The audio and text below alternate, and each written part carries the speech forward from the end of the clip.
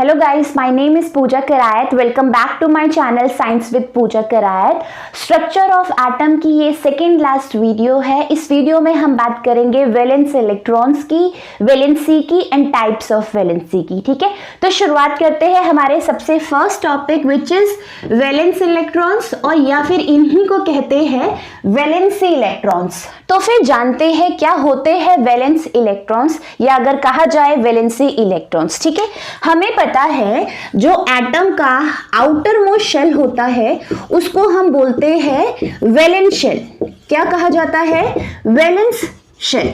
ठीक है, और इसी वैलेंस शेल में जो इलेक्ट्रॉन्स होते हैं, चाहे 1 हो, 2 हो, 3 हो, 7 हो, 8 हो, इन्हीं को बोला जाता है valence electrons. Means the number of electrons present in outer most shell is known as valence electrons.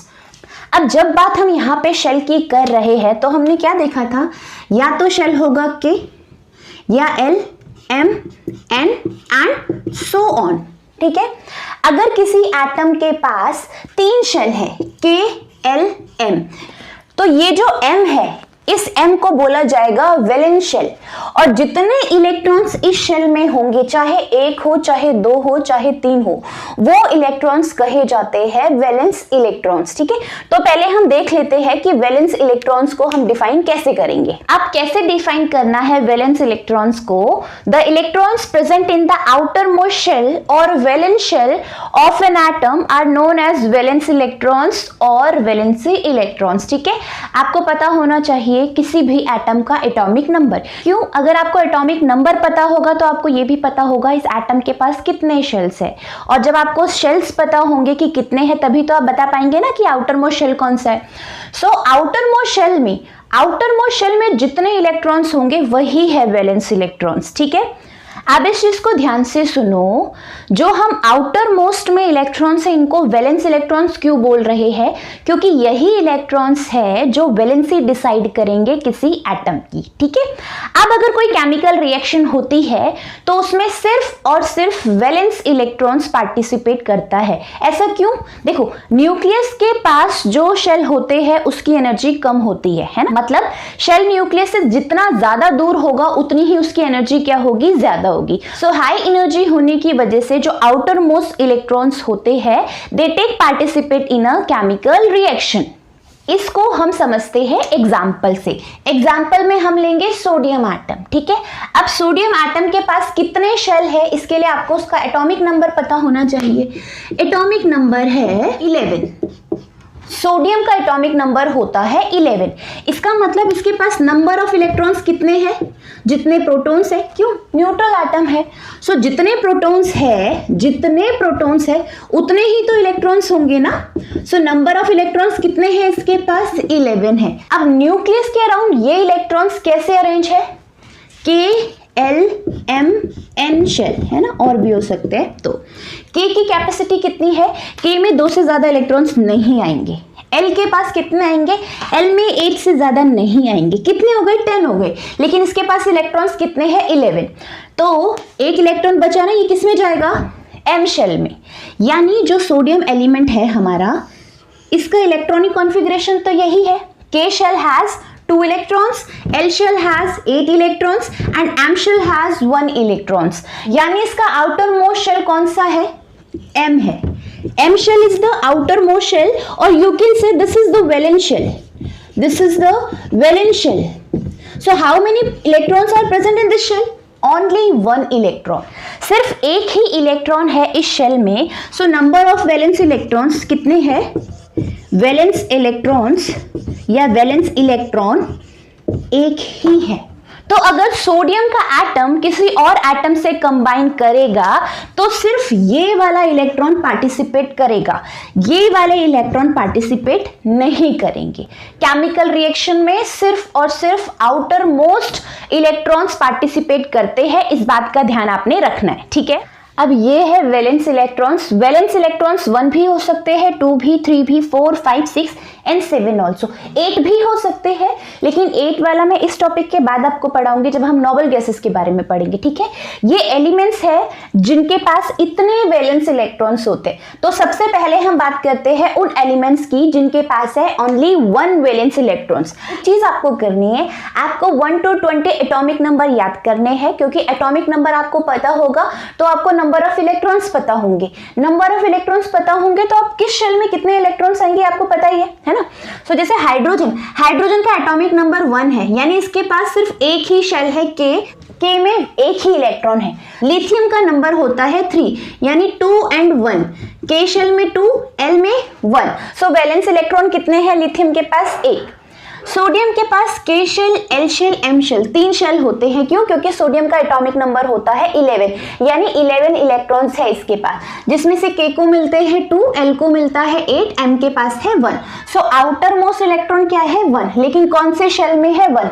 Outer most electron कौन सा है? 1, लेकिन कौन से शेल में है? एल में। वैलेंस इलेक्ट्रॉन कितने हैं? 1, लेकिन कौन से शेल में है? के।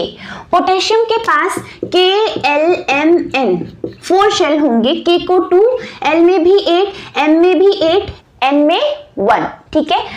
वैलेंस इलेक्ट्रॉन कितना है? 1। कौन से शेल में? एन शेल में, ठीक है। अब हीलियम की बात करते हैं। हीलियम के पास 2 इलेक्ट्रॉन्स है, यानी सिर्फ एक ही शेल है इसके पास, के, है ना। बेरिलियम का एटॉमिक नंबर होता है 4, यानी 4 इलेक्ट्रॉन्स है इसके पास। इसके पास 2 ही शेल होंगे, के शेल, एल शेल। के में 2 इलेक्ट्रॉन्स, एल में 2 इलेक्ट्रॉन्स, ये रहा वैलेंस इलेक्ट्रॉन, और एल है वैलेंस शेल। मैग्नीशियम के पास के, एल, एम शेल होता है। के में 2 इलेक्ट्रॉन्स, एल में 8 और एम में 2 इलेक्ट्रॉन्स। वैलेंस शेल एम है, वैलेंस इलेक्ट्रॉन का नंबर 2 है। कैल्शियम के पास के, एल, एम, एन 2, 8, 8, 2, ठीक है। वैलेंस शेल एन है, वैलेंस इलेक्ट्रॉन कितने हैं? 2 है, ठीक है। ऐसे ही बोरोन, एल्यूमिनियम का वैलेंस इलेक्ट्रॉन कितने होते हैं? 3। कार्बन, सिलिकॉन के वैलेंस इलेक्ट्रॉन कितने होते हैं? 4। नाइट्रोजन और फास्फोरस के पास कितने वैलेंस इलेक्ट्रॉन्स होते हैं? 5। ऑक्सीजन एंड सल्फर के पास 6। क्लोरीन एंड फ्लोरीन के पास 7। आई होप वैलेंस इलेक्ट्रॉन्स का कॉन्सेप्ट क्लियर है आपको, है ना। तो बढ़ते हैं हमारे नेक्स्ट टॉपिक पे, which is inertness of noble gases, ठीक है। अब पहले ये जान लो नोबल गैसेस किन्हें कहते हैं। देखो, नोबल गैसेस इनर्ट गैसेस होती है, ये हम सभी को पता है, लेकिन क्यों कहते हैं हम इनको अनरिएक्टिव गैसेस या अनरिएक्टिव एलिमेंट्स क्यों कहा जाता है इन्हें? इसका रीजन ये है, इनके जो आउटर मोस्ट शेल होते हैं वो फुली फिल्ड होते हैं। कहने का मतलब वो ऑलरेडी स्टेबल होते हैं। स्टेबल होने के लिए जितने इलेक्ट्रॉन्स उन्हें चाहिए उतने उनके पास है, इसलिए वो केमिकली अनरिएक्टिव होते हैं। किसी से लेना नहीं, किसी से देना नहीं। Okay, so now the topic is inertness of noble gases, and these are noble gases. These are noble gases. These are chemically unreactive. Now the question arises, why they are chemically unreactive? ठीक है, chemically unreactive क्यों है ये? इसका reason ये है, इससे पिछले चैप्टर्स में हमने जाना था, जो आउटर मोस्ट शेल होते हैं जिन्हें वैलेंस शेल कहा जाता है, इनकी कैपेसिटी चाहे कितनी भी हो, इनके पास 8 इलेक्ट्रॉन्स होने चाहिए के शेल को छोड़ के। क्यों? के में 2 से ज्यादा आ ही नहीं सकते। के अलावा जो दूसरे शेल्स है उनमें आप 8 से ज्यादा इलेक्ट्रॉन्स फिल नहीं करोगे। क्यों? क्योंकि वैलेंस शेल में 8 इलेक्ट्रॉन्स होने का मतलब है ये एटम बहुत स्टेबल है, ठीक है। सो ये केमिकली अनरिएक्टिव इसलिए है क्योंकि जो इनका आउटर मोस्ट शेल होता है वो फुली फिल्ड होता है, मतलब 8 इलेक्ट्रॉन्स उसमें प्रेजेंट होते हैं हीलियम को छोड़ के। क्यों? हीलियम के पास सिर्फ और सिर्फ के शेल होता है, और हमें पता है के की कैपेसिटी है ओनली 2 इलेक्ट्रॉन्स। तो 2 इलेक्ट्रॉन्स है, यानी उसका आउटर मोस्ट यही है, आउटर मोस्ट फिल्ड है, इसका मतलब स्टेबल है। इसके अलावा जो नोबल गैसेस है उनके आउटर मोस्ट में 8 इलेक्ट्रॉन्स है। 8 इलेक्ट्रॉन्स है मतलब they are already very stable, इसीलिए वो किसी केमिकल रिएक्शन में पार्टिसिपेट नहीं करते हैं। क्यों? मैंने आपको ये बताया था, एटम्स अगर केमिकल रिएक्शन में पार्टिसिपेट करते हैं तो उनका सिर्फ एक ही मकसद है, स्टेबल होना। अगर वो पहले से ही स्टेबल है तो वो क्यों पार्टिसिपेट लेंगे केमिकल रिएक्शन में, है ना। तो यही रीजन है कि नोबल गैसेस जो हमारी होती है they are unreactive, and the reason is they have stable electronic configuration. अब हम नोबल गैसेस का इलेक्ट्रॉनिक कॉन्फ़िगरेशन देख लेते हैं, ठीक है।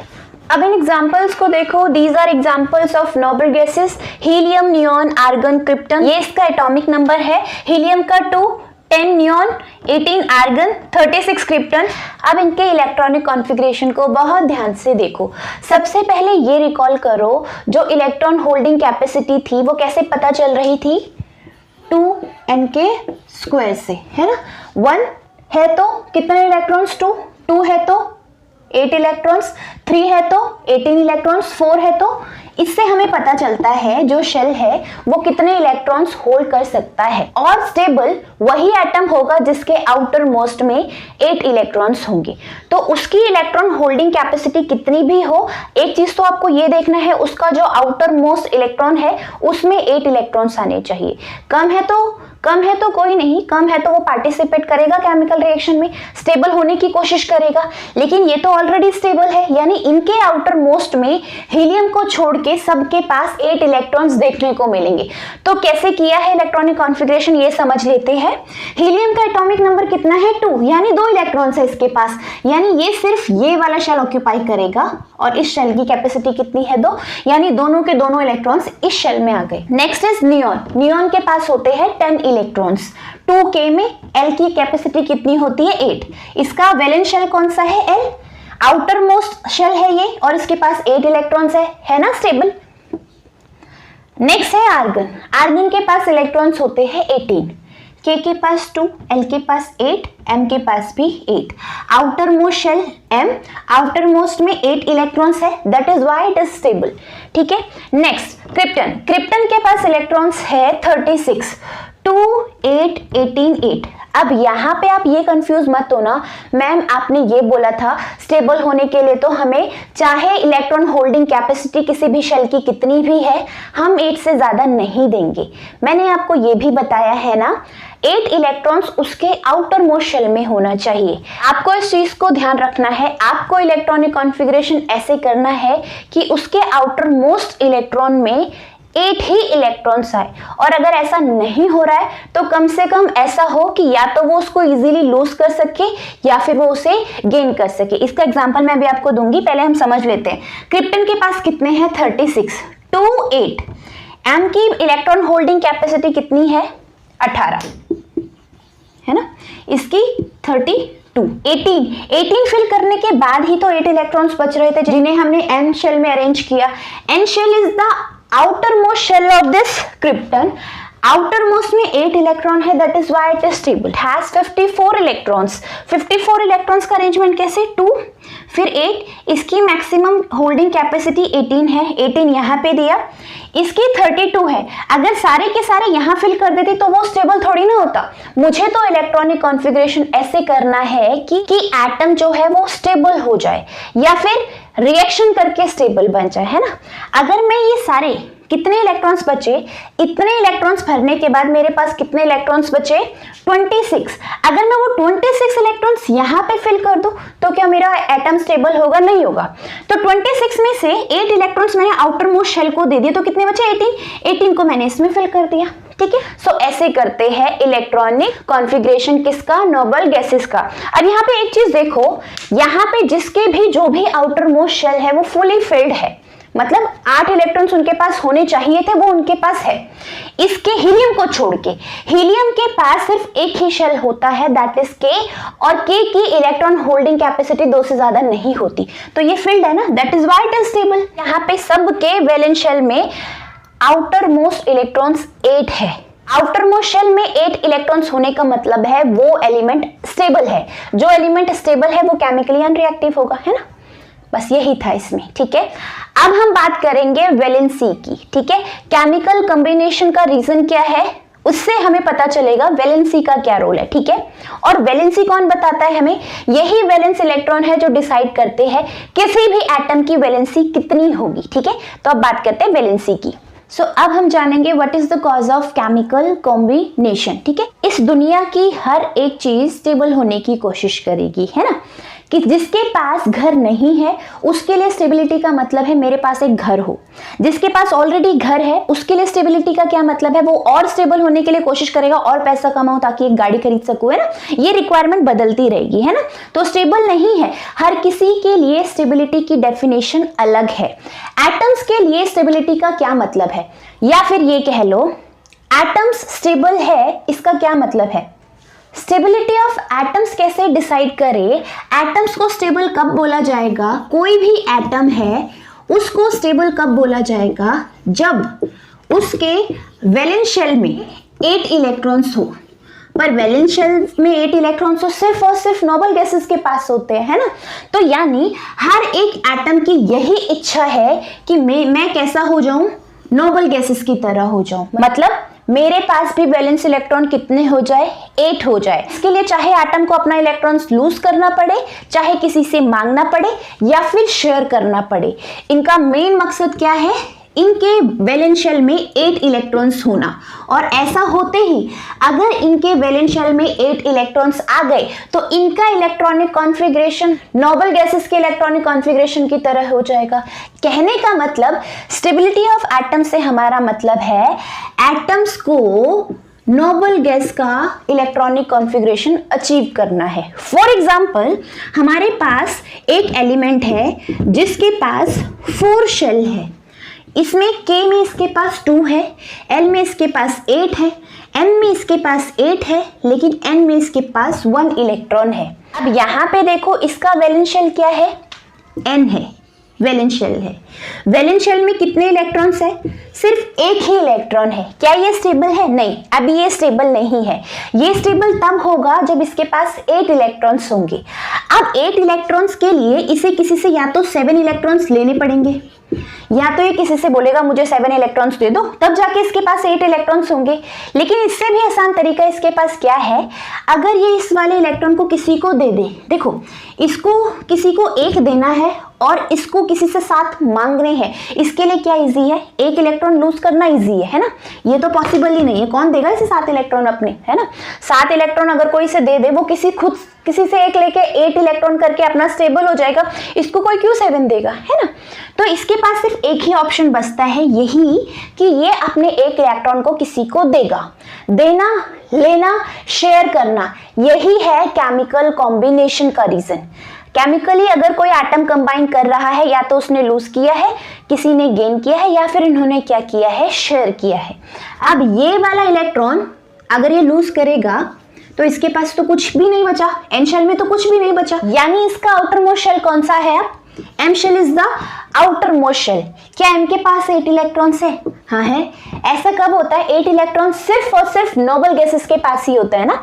हो गया, इसका अचीव कर लिया इसने, है ना? ये किसके बराबर है? आर्गन के बराबर, है ना?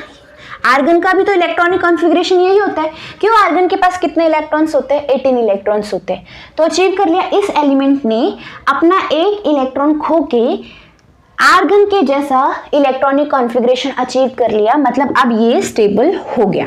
यही तो रीजन था। कोई भी एटम कंबाइन क्यों हो रहा है? ताकि वो क्या हो जाए? स्टेबल हो जाए। स्टेबल वो कब होगा? जब उसके वैलेंस शेल में 8 इलेक्ट्रॉन्स होंगे। और ऐसा कब होगा? या तो उसे किसी को देना पड़े, या फिर वो किसी से गेन करेगा, या फिर वो आपस में शेयर करेंगे। ठीक है? सो ये है हमारा next topic which is valency. Valency क्या है? The capacity of an element to form chemical bond is known as its valency. ठीक है? सो वैलेंसी क्या है? किसी भी एलिमेंट की कैपेसिटी बॉन्ड बनाने की वैलेंसी कही जाती है। ठीक है? इसे समझो आप एग्जाम्पल से। हम 2 एलिमेंट लेते हैं। एक एलिमेंट है कार्बन, सेकंड है हमारा हाइड्रोजन। ठीक है? एटॉमिक नंबर पता होना चाहिए। एटॉमिक नंबर पता होगा तभी आपको वैलेंस इलेक्ट्रॉन्स पता होंगे। Atomic number is 6। Atomic number कितना है? 6 है। इलेक्ट्रॉनिक कॉन्फ़िगरेशन करो 2 और 4। इसके पास एक ही इलेक्ट्रॉन होता है, यानी 1। इसका इलेक्ट्रॉनिक कॉन्फ़िगरेशन ही 1 है। ठीक है? के पास 1 इलेक्ट्रॉन। ठीक है?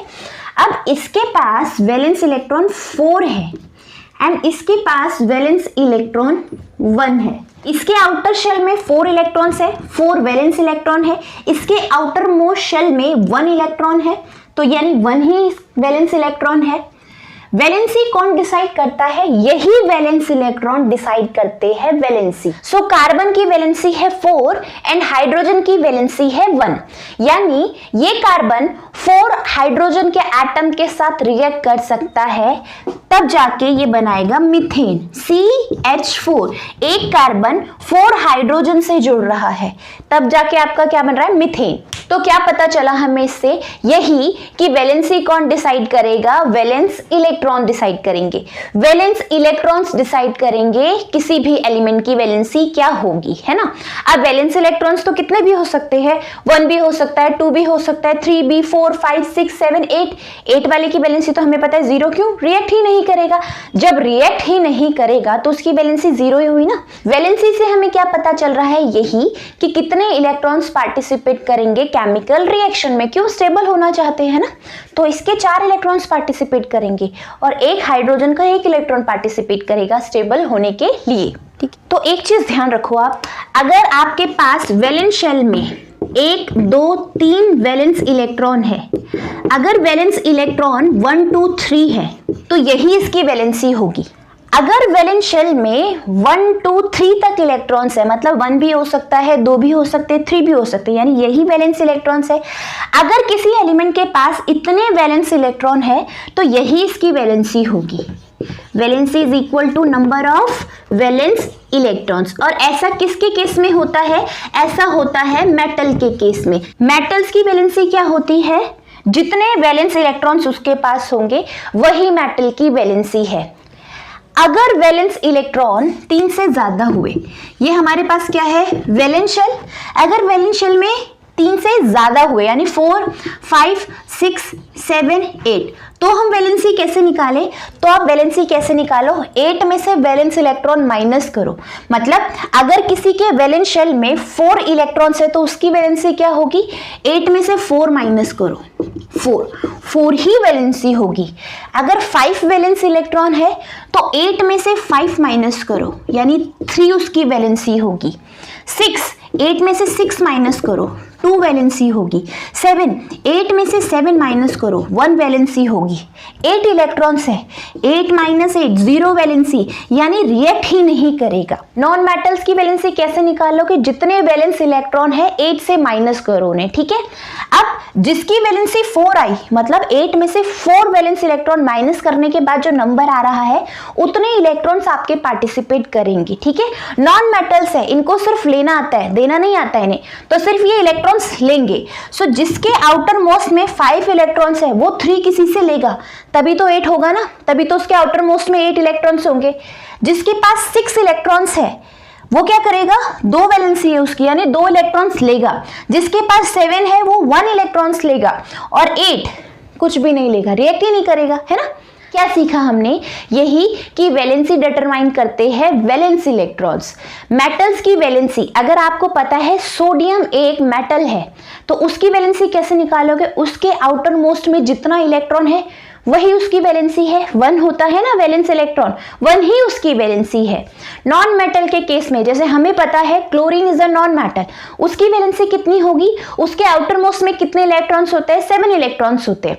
8 में से 7 माइनस करो, 1 is the valency of chlorine. यहाँ पे सोडियम के भी 1 है, क्लोरीन के भी 1 है, दोनों की वैलेंसी 1 है। डिफरेंस क्या है दोनों में? यहाँ पे डिफरेंस ये है, मेटल लूज करता है, मेटल देता है, और मेटल ने जो दिया, मेटल ने जो अपना इलेक्ट्रॉन्स लूज किया, वो इलेक्ट्रॉन कोई नॉन मेटल ही ले रहा है। सो नॉन मेटल की वैलेंसी 1 है, इसका मतलब वो 1 इलेक्ट्रॉन एक्सेप्ट करेगा। मेटल की वैलेंसी 1 है, इसका मतलब वो 1 इलेक्ट्रॉन लूज करेगा। सो अब टाइप्स ऑफ वैलेंसी का बेसिक जान लेते हैं हम, एग्जाम्पल समझेंगे हम नेक्स्ट वीडियो में, ठीक है। वैलेंसी के भी टाइप्स होते हैं। कैसे? वैलेंसी या तो होगी इलेक्ट्रोवैलेंसी या फिर होगी कोवैलेंसी। क्या डिफरेंस है दोनों में? देखो बेसिक डिफरेंस यही है, हमने जब टाइप्स ऑफ कंपाउंड्स पढ़ा था तो हमने पढ़े थे या तो मॉलिक्यूलर कंपाउंड्स होते हैं या फिर आयनिक कंपाउंड्स होते हैं। मतलब या तो मेटल नॉन मेटल के बीच में बॉन्ड बनता है, वही तो आयनिक कंपाउंड होते हैं, या फिर नॉन मेटल के बीच में बॉन्ड बनता है, उनको हम मॉलिक्यूलर कंपाउंड कहते हैं, है ना। तो ये जो इलेक्ट्रोवैलेंसी है, आयनिक कंपाउंड की वैलेंसी, मतलब अगर एक मेटल और नॉन मेटल आपस में कंबाइन कर रहा है तो उनकी वैलेंसी को बोला जाता है इलेक्ट्रोवैलेंसी। यानी जब हम गेन और लॉस की बात कर रहे हैं तब जिस वैलेंसी की बात हम करेंगे दैट इज इलेक्ट्रोवैलेंसी। और कोवैलेंसी कहां पे आता है? जब हमारा कंपाउंड मॉलिक्यूलर होगा। मॉलिक्यूलर कंपाउंड कब बनता है? जब ये इलेक्ट्रॉन शेयर करते हैं। तो जब शेयरिंग ऑफ इलेक्ट्रॉन हो रहा है ना, तो पूरी तरह से गेन किया जा रहा है ना पूरी तरह से इलेक्ट्रॉन्स का लॉस हो रहा है, तो वहां पे वैलेंसी को हम बोलते हैं कोवैलेंसी। देखो ये जो नॉन मेटल्स है ना, ये नॉन मेटल्स मेटल्स के साथ भी रिएक्ट कर सकते हैं। कैसे? ये मेटल से इलेक्ट्रॉन्स एक्सेप्ट करेंगे, मेटल जो इलेक्ट्रॉन्स देगा ये उसे एक्सेप्ट करेंगे, है ना। तो नॉन मेटल्स इलेक्ट्रोवैलेंसी भी शो कर सकता है, और नॉन मेटल्स दूसरे नॉन मेटल के साथ शेयरिंग भी कर सकता है। तो जब कोई नॉन मेटल शेयरिंग करके बॉन्ड बना रहा है तो उसकी वैलेंसी को कहा जाएगा कोवैलेंसी, और अगर कोई नॉन मेटल्स एक्सेप्ट कर रहा है, शेयर नहीं कर रहा है, तो उसकी वैलेंसी को बोला जाएगा इलेक्ट्रोवैलेंसी। इनके एग्जांपल्स हम करेंगे इससे नेक्स्ट वीडियो में। आज की वीडियो यहीं पे खत्म होती है। आई होप ये वीडियो आपको पसंद आई होगी। अगर ये वीडियो आपको पसंद आए तो चैनल को सब्सक्राइब करें, वीडियो को लाइक एंड शेयर करें। Thank you for watching this video.